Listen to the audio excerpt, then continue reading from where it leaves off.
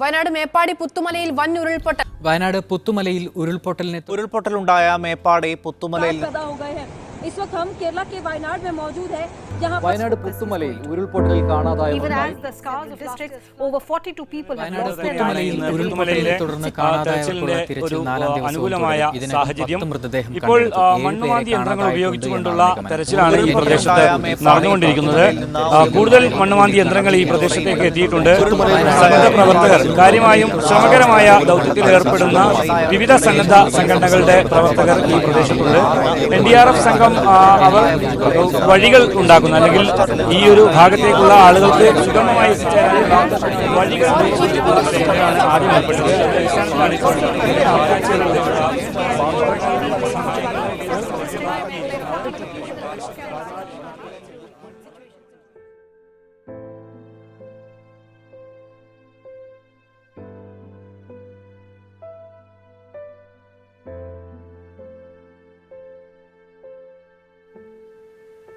ചരിത്രം ചിലപ്പോൾ ഇങ്ങനെയൊക്കെയാണ്. കാലമതിനെ തിരുത്തി വായിപ്പിച്ചുകൊണ്ടേയിരിക്കും. ചില സമയങ്ങൾ, ചില നേരങ്ങൾ, അവയ്ക്കിടയിലെ ഏതാനും നിമിഷങ്ങളാണ് മഹാചരിത്രങ്ങൾ രചിക്കുന്നത്. ഹൃദയങ്ങളിലാണ് അവ രേഖപ്പെടുത്തുന്നത്. മാനവികമാണ് അതിൻ്റെ ഭാഷ.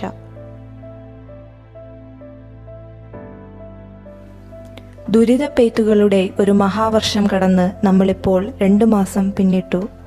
പിന്നിടാത്തവർ ഇന്നും ഓർമ്മപ്പെയ്ത്തിലാണ്. 2019 ഓഗസ്റ്റ് 8-9 ഈ ദേശക്കാർക്ക് സാധാരണ ദിവസമായിരുന്നില്ല. 17 പേരെയാണ് മഹാവിപത്തിൽ നമുക്ക് നഷ്ടപ്പെട്ടത്. ഇതിൽ 12 മൃതദേഹങ്ങൾ തിരച്ചിലിൽ പുറത്തെടുത്തു. 5 ആളുകൾ ഇന്നും കാണാമറയത്താണ്. ഈ ദൃശ്യങ്ങൾ ഇതിലും തീവ്രതയിൽ നിങ്ങൾ കണ്ടിരിക്കാം. അതിൻ്റെ ആദ്യ നാളുകളിൽ ഏറ്റവും ഭയാനകമായി നിങ്ങളെ മുറിവേൽപ്പിച്ച കാഴ്ചകളായിരിക്കാം. മൊബൈലിൽ പകർത്തപ്പെട്ട ദുരന്തത്തിൻ്റെ ആദ്യ കാഴ്ചകളേക്കാൾ പിന്നീടുള്ള ചാനൽ കാഴ്ചകളിലായിരുന്നു അതിൻ്റെ വ്യാപ്തി നമ്മൾ മനസ്സിലാക്കിയിരുന്നത്. കേരളത്തിൽ മറ്റിടങ്ങളിലുണ്ടായ സമാന ദുരന്തങ്ങളെ കൂട്ടുപിടിച്ച് നമ്മൾ മെല്ലെ നമ്മുടെ കാഴ്ചകളുടെ തീവ്രതയെ കുറച്ചുകൊണ്ടിരുന്നു. ഏതിനെ ഓർമ്മയിൽ കൊണ്ടുവരണമെന്നറിയാത്ത തരത്തിൽ കാഴ്ചകളുടെ വലിയ ബഹളങ്ങളായിരുന്നു നമ്മൾ അനുഭവിച്ചത്. എന്നാൽ ഇപ്പോൾ എല്ലാ ശബ്ദങ്ങൾക്കും മീതെ പൂർണ്ണമായൊരു നിശബ്ദത ഇവിടെ നിറഞ്ഞിരിക്കുന്നു. ഏറ്റവും സൂക്ഷ്മമായി ശ്രദ്ധിച്ചാൽ ആ നിശബ്ദതയിൽ നിങ്ങൾക്ക് ഇപ്പോഴും ചില നിലവിളികൾ കേൾക്കാം. ഞാൻ മുഹമ്മദ്. ഞാൻ കണിയാമ്പറ്റ സ്വദേശിയാണ്. ഈ പുത്തുമല ദുരന്തം നടന്ന അന്ന് രാത്രി തൊട്ട്, ഞങ്ങളത് അറിഞ്ഞ നിമിഷം തൊട്ട് ഞങ്ങൾ അന്ന് അവിടുത്തെ അവസാനത്തെ ക്യാമ്പും പിരിച്ചു വിടുന്നത് വരെ അവിടെ പ്രവർത്തിച്ചൊരു വ്യക്തിയാണ്. അന്ന് ദുരന്തം നടന്ന അന്ന് ഞങ്ങൾ പൊഴുതനായിരുന്നു. അതുപോലെ പൊഴുതന വെള്ളം കയറിയ സമയത്ത് അവിടെ നമ്മുടെ വണ്ടിയും കൊണ്ട് സർവീസ് ചെയ്യുന്ന സമയത്ത് മൊബൈൽ ജീപ്പുണ്ട്, അതും സർവീസ് ചെയ്യുന്ന സമയത്താണ് നമ്മൾ ഈ അവസ്ഥ അറിയുന്നത്. അതറിഞ്ഞ് അന്ന് ഏകദേശം ഒരു 9 മണിയോടെ ഞങ്ങൾ അവിടെ എത്തുന്ന സമയത്ത് നിങ്ങൾ പോയിട്ടില്ലേ ആ താഴത്തെ ക്രോസ് ചെയ്യാനുള്ളൊരു അവസ്ഥ അന്ന് അവിടെ ഇല്ലായിരുന്നു. 10:30-11 മണിയൊക്കെ ആകുന്ന സമയത്താണ് നമുക്ക് ജസ്റ്റ് JCB അവൈലബിൾ ആവും. അപ്പോൾ ഒരുവിധം കഴിച്ചിലാക്കാൻ പറ്റുന്നവർ അവിടെ നിന്ന് കഴിച്ചിലാക്കിയിരുന്നു. ബാക്കിയുള്ളവർക്ക് ഇറങ്ങാൻ പറ്റുന്നു. മഴ നല്ല നിർത്താതെ മഴയുണ്ടായിരുന്നു, ഉണ്ടായിരുന്നു.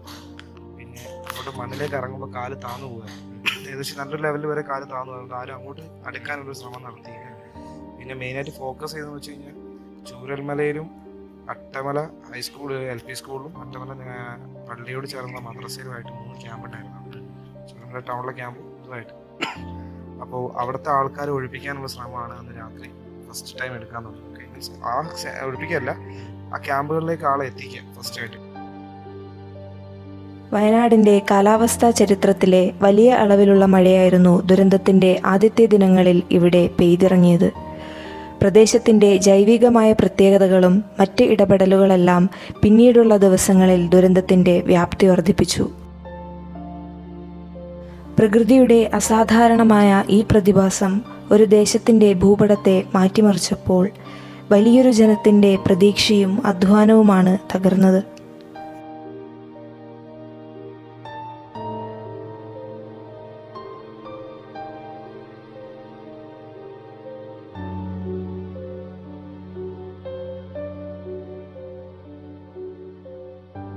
ഇൻസിഡൻ്റ് ഉണ്ടായി രണ്ടാമത്തെ മൂന്നാമത്തെ ദിവസം തൊട്ട് രക്ഷാപ്രവർത്തനം നടക്കുന്ന സമയത്ത് ഒരു അന്തസ്കരമായ ഒരു അനുഭവമാണ്. മറ്റൊന്നുമല്ല, നമ്മൾ അന്ന് അവിടെ ചെയ്യുന്ന സമയത്ത് ഭക്ഷണം കാര്യങ്ങളൊക്കെ പല ഭാഗത്തു നിന്ന് ക്യാമ്പുകളിലേക്ക് എത്തുന്നുണ്ടായിരുന്നു. മേപ്പാടിയിൽ നിന്ന് ചുരൽമല പോകുന്ന വഴിക്ക് ഈ 900 കണ്ടിയുടെ ആ മീനാക്ഷിപ്പാലം കഴിഞ്ഞത് തൊട്ട് അവിടെ നിന്ന് അങ്ങോട്ട് യാതൊരു എന്താ പറയുക മനുഷ്യരും വസിക്കാത്തൊരു രീതിയിലായിരുന്നു അവിടുത്തെ ഒരു 5-6 ദിവസം. ഞാൻ അവിടെ ഷട്ടിൽ അടിച്ചുകൊണ്ടിരിക്കുന്ന സമയത്ത് ഞാൻ കണ്ടൊരു കാഴ്ചയാണ്. ഒക്കത്ത് ഒരു ബിസ്ക്കറ്റിൻ്റെ പാക്കേജ്, അതായത് ഓരോ പാക്കറ്റ് വീതം വരുന്ന 10 പാക്കറ്റ് ഒന്ന് വെച്ചിട്ട് പൊട്ടിച്ച് കഴിച്ചുകൊണ്ട് കാഴ്ചകൾ കണ്ട് തിരിച്ചിറങ്ങി വരുന്നൊരു കുറേ ആൾക്കാരുകൾ എനിക്ക് കാണാൻ പറ്റി. അതേപോലെ അവിടെ രക്ഷാപ്രവർത്തനത്തിന് വേണ്ടി ഷട്ടിൽ അടിച്ചുകൊണ്ടിരുന്ന ഒരു ജീപ്പ് റോഡിൽ നിന്ന് തെന്നി വഴിയിലേക്ക് വീണ സമയത്ത് അതൊന്ന് കൈവെക്കാൻ പറഞ്ഞപ്പോൾ ഒരു കൂട്ടം ഓട്ടോറിക്ഷ ഡ്രൈവർമാരുണ്ട്, അവർക്ക് നനയാൻ ബുദ്ധിമുട്ടെന്ന് പറഞ്ഞത് വല്ലാത്തൊരു എന്താ പറയുക തമാശകരമായ രീതിയിലുള്ള എനിക്ക് തോന്നുന്നത്. അനിയന്ത്രിതമായ മനുഷ്യത്വത്തിൻ്റെ പെയ്യലുകളും നിരുപാധികമായ മാനവികതയുടെ ചേർന്നുനിൽപ്പുകൾക്കും കൂടിയായിരുന്നു ഓരോ പ്രളയവും സാക്ഷ്യം വഹിച്ചത്.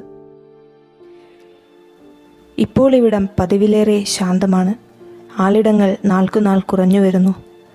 മഹാദുരന്തത്തിന് ശേഷം ക്യാമ്പുകളിലേക്കും മറ്റും മാറ്റപ്പെട്ടവരിൽ പിന്നീട് തിരിച്ചു വന്നവർ വളരെ കുറവാണ്. ദുരന്തം ഏറ്റവും ആഴത്തിൽ സ്പർശിച്ചതും മാറ്റിവരച്ചതും ഇവിടുത്തെ മനുഷ്യത്വത്തിൻ്റെ ഭൂപടമായിരുന്നു. എണ്ണിയെടുക്കാൻ കഴിയാത്തത്രയും നഷ്ടങ്ങളുടെ ശേഷിപ്പുകളാണ് ഓരോ വീടുകൾക്കും ഇപ്പോഴും പറയാനുള്ളത്.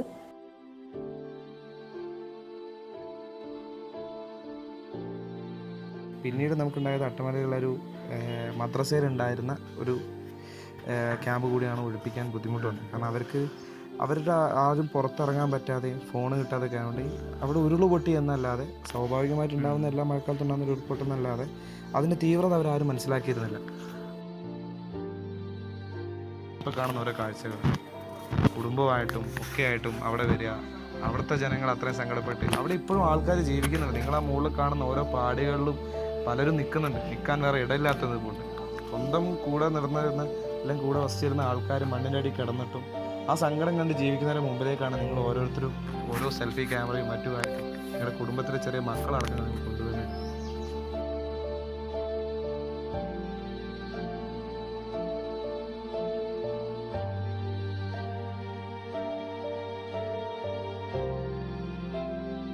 ഈ മാനസികാവസ്ഥയെ ഭയക്കേണ്ടതുണ്ട്, ചെറുക്കേണ്ടതുണ്ട്. കേവലം 3.5 കിലോമീറ്റർ മാത്രം അകലത്തിലുള്ള ഒരു ടൂറിസം പോയിന്റിനേക്കാൾ സന്ദർശക പ്രവാഹമാണ് ഇന്നിവിടം. അത്രമാത്രം പുറംകാഴ്ചകളുള്ള ഒരിടമാക്കി മാറ്റിക്കൊണ്ടിരിക്കുകയാണ് ഈ ദേശത്തിനെ. കള്ളനാണയങ്ങളെ തിരിച്ചറിയേണ്ടതുണ്ട്. കേവലം വ്യക്തി താൽപ്പര്യങ്ങൾക്കോ വില കുറഞ്ഞ പ്രചരണങ്ങൾക്കോ ഈ ദേശത്തെ ഉപയോഗിക്കുന്നതിനെ പ്രതിരോധിക്കണം. പ്രതീക്ഷകളിലേക്ക് വളരെ സാവധാനം നടന്നുകൊണ്ടിരിക്കുന്നവർക്ക് കൂടുതൽ കരുത്തും കരുതലും ഇനിയും നിരുപാധികം നൽകേണ്ടതുണ്ട്. ഒന്നോർക്കേണ്ടതുണ്ട്, ഒരു ജനതയുടെ നെടുവീർപ്പുകൾക്ക് മുകളിൽ സങ്കടങ്ങളുടെ മഹാമാരിയുടെ നടുവിലൂടെയാണ് നമ്മളിങ്ങനെ വെറും കാഴ്ചകൾ തേടി നടക്കുന്നത്.